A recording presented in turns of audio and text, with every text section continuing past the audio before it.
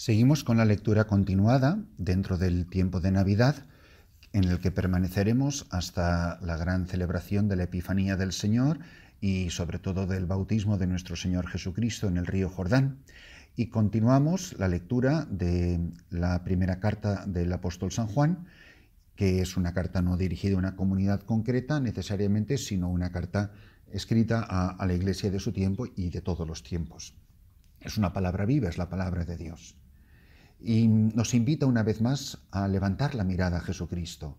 Y nos dice, mirad, daros cuenta, caed en la cuenta, qué amor nos ha tenido el Padre para llamarnos hijos de Dios. Y con exclamaciones, pues lo somos. Y claro que esto es un misterio que el mundo no puede comprender. Y lo dice él, el mundo no nos conoce porque no le conoció a él. Es algo que la Iglesia tiene que plantearse muy seriamente. Somos un signo de contradicción. El mundo o nos sigue o abraza, acepta nuestro mensaje, o permanece cerrado en su oscuridad y no acoge la palabra de la salvación y por lo tanto no nos puede entender. Nos tiene que molestar mucho que la Iglesia tenga muy buen nombre, tenga una gran reputación. Nos tiene que molestar muchísimo que la gente nos ensalce por razones equivocadas. Y mucha gente ensalza la labor de la Iglesia como una labor humanitaria, como la más grande ONG del mundo, más grande que las Naciones Unidas incluidas. Y qué trágico es esto, que la gente confunda sobre todo los medios con el fin. Pero el problema no es que lo confunda el mundo, el problema es que lo confundamos nosotros. Por eso, que tengamos la osadía, la valentía, el coraje de los grandes santos. Sobre todo me fijo en los grandes santos misioneros, pues en toda esta región, el testimonio colosal del cardenal Masaya, el testimonio de Daniel Comboni, pero los grandes misioneros que fueron a Oriente y a Occidente, los grandes misioneros que evangelizaron América, o que fueron a Asia, o que han venido a África, y los grandes misioneros que por supuesto han evangelizado Europa.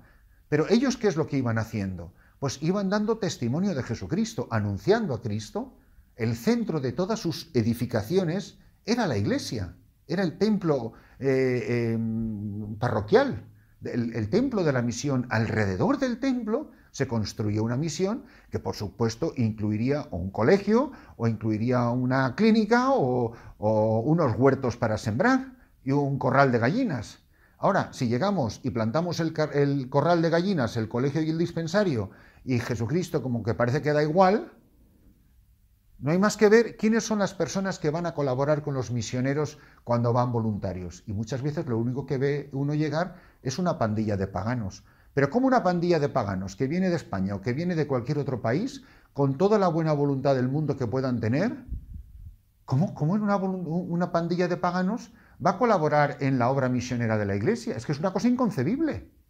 Por eso es importantísimo que nosotros estemos convencidos de que la misión de la Iglesia es que todos sean hijos de Dios, que la gente viva como hijos de Dios. Si te mueres de hambre, o te mueres de cáncer, o te mueres de pena, da igual. Dentro de 400 años, ¿qué más da de lo que nos hayamos muerto? No hay más que pasearse por un cementerio para darse cuenta la cantidad de gente multimillonaria, pues que está muerta y está enterrada. Y la gente rebosando a chorros de salud, pues si te mueres a los 70, a los 40 o a los 90, da igual. Lo que no da igual es cómo uno muere. Y uno muere como uno ha vivido. Ahora, ¿cómo le podemos negar a la gente el derecho de ser hijos de Dios? De saber que Dios es su Padre. De que Él nos ha ofrecido vida eterna que no tiene fin. Y nosotros que vamos a ir a las misiones a llevar baratijas, a llevar cuatro disparates, obras que puedan parecer muy aparatosas y no son más que ladrillos. Por eso, la maravilla de la misión de la Iglesia es que tiene la colosal tarea, el honor y el privilegio de incorporar a todo el mundo a la vida en Cristo, a la vida nueva en Cristo el Señor. Qué importante es que nosotros caigamos en la cuenta de esto, que no se nos olvide que para la grandeza nuestra es qué amor nos ha tenido el Padre, que a una persona la quieran tanto, que Dios quiera tanto a una criatura, que quiera que sea su hijo, y nosotros no le demos a esas personas la oportunidad de conocerlo, es una vergüenza, es dramático. Claro que el mundo no nos conoce, dice él, porque no le conoció a él. Que me traten como trataron a Jesucristo, que me acojan como acogieron a Jesucristo, pero que no me acojan a mí y no les interese el Jesucristo que viene conmigo, que es el que me lleva, el que me envía y vive en mí. Y así se dirige: queridos, ahora somos hijos de Dios y aún no se ha manifestado lo que seremos. Es decir, esto es una cosa que hemos recibido en semilla, en sacramento. Por eso en el cielo no hay sacramentos. Los sacramentos son signos muy tenues, muy pobres, con una especie sacramental muy pobrecita: el agua, un poquito de pan, un cáliz de vino. Son signos muy humildes, muy pobres, de un misterio inconmensurable.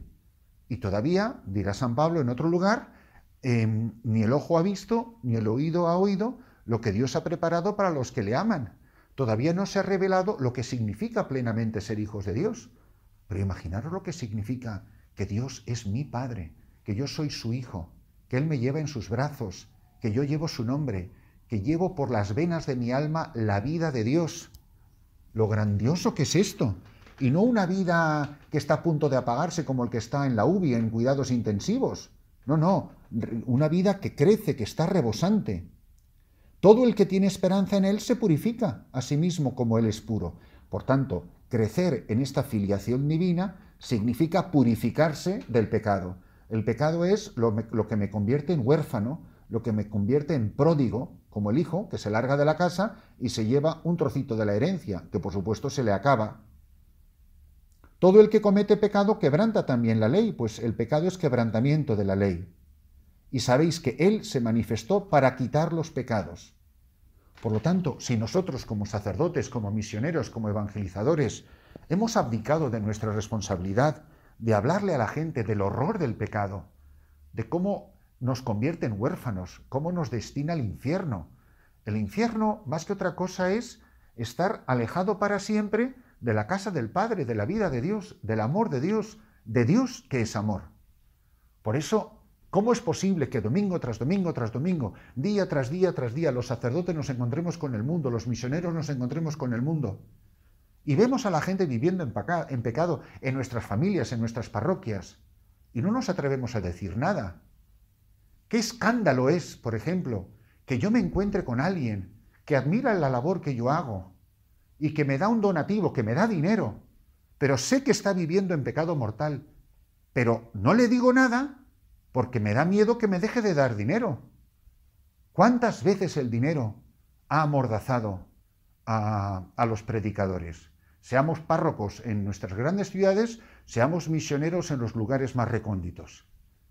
Qué fácil es predicarle a la gente pobre, de quien no esperamos ni necesitamos nada, y qué difícil es predicarle el Evangelio a los ricos.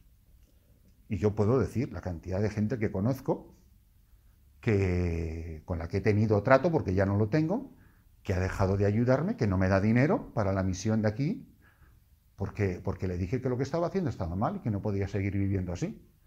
Y no me dirigen la palabra, no me contestan los correos, por supuesto que hace mucho tiempo que ya no me dan dinero. Bueno, pues ahora mismo yo tendría muchísimo más dinero en una cuenta del banco si yo no le hubiese dicho a una persona una palabra que era para su salvación, para la salvación de su alma. Ahora, la salvación del alma de esa persona no va a pesar sobre mi conciencia. Y ojalá, porque yo además de predicador, y además de predicadores somos cristianos, somos creyentes, somos peregrinos, haya gente que tenga el coraje y la valentía de predicarme a mí la verdad y de llamarme a la conversión y de ponerme en camino de salvación. ¡Qué tremenda responsabilidad la que tenemos de unos con los otros! Claro que somos los guardianes de nuestro hermano, como le dijo Yahvé Dios a Caín, cuando pregunta, ¿acaso soy yo el guardián de mi hermano? Claro que lo eres. Y fijaros que inmediatamente en la misión de Juan, todavía en el capítulo 1 del Evangelio de San Juan, aparece al Bautista con el dedo levantado señalando. Le ve, pero él le conoce. Este es el Cordero de Dios que quita el pecado del mundo. Este es aquel de quien yo dije, tras de mí viene uno que pasa delante de mí, porque existía antes que yo. Y Juan dio testimonio, he contemplado al Espíritu que bajaba del cielo como una paloma y se posaba sobre él. Yo no le conocía, pero ha reconocido la manifestación, ha reconocido la epifanía que es su bautismo. porque él recibió este anuncio. Aquel sobre quien veas bajar el Espíritu y posarse sobre él, ese es el que ha de bautizar con Espíritu Santo. Y yo lo he visto y he dado testimonio de que este es el Hijo de Dios. Nosotros que hemos recibido el don del Espíritu, hemos sido ungidos para ser testigos de la venida del Señor en la carne. Que se nos conceda la gracia, primero, de saberle reconocer por el don del Espíritu y que nosotros seamos capaces de ser portadores de este misterio para que otros lo reconozcan. Las dos palabras con las que termina este pasaje evangélico se nos tienen que quedar clavadas en el corazón. Primero dice, yo lo he visto. Nosotros los cristianos, los católicos, somos los que hemos visto, no los que hemos oído. Y en segundo lugar, doy testimonio. No puedo dar testimonio si no lo he visto. ¿De qué sirve ver si luego no voy a dar testimonio del Señor Jesús? Pues que nosotros, que hemos visto al Señor, que lo hemos reconocido en la carne por el don del Espíritu Santo, seamos capaces de ser testigos de Él, de ser testigos de su nombre, hablar de Cristo, donde quiera que vayamos, con la palabra y con la vida, para que otros, reconociéndole, también como nosotros, comiencen a ser hijos de Dios.